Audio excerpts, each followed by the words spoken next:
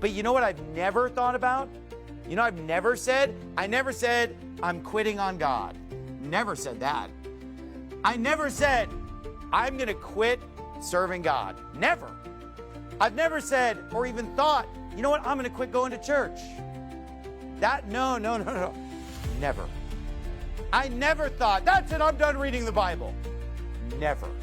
That's it, I'm done praying. Never. Never. That's never on the table. Not serving God is never on the table.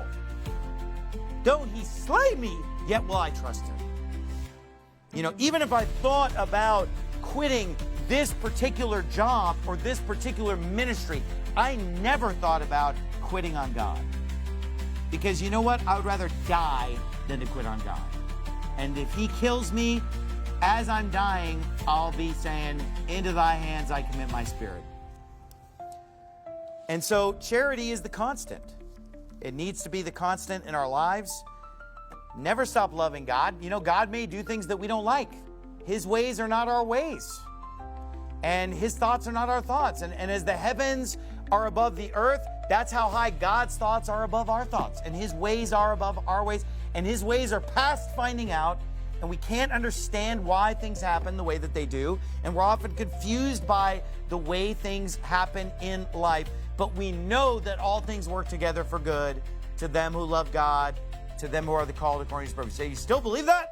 Yep, I still believe that. I still believe that. And I will believe that all the way to the grave. And even if my life or your life just turned to complete crap, I would still believe that. And I'll just say, well, God's going to have some explaining to do when I get there. But, you know, I'm sure he's got an answer.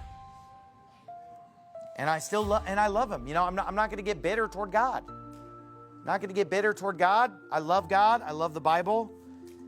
That should be a constant in our lives. You know, why don't you just decide, you know what, I love God, I love the Bible, and I'm going to love other people no matter what.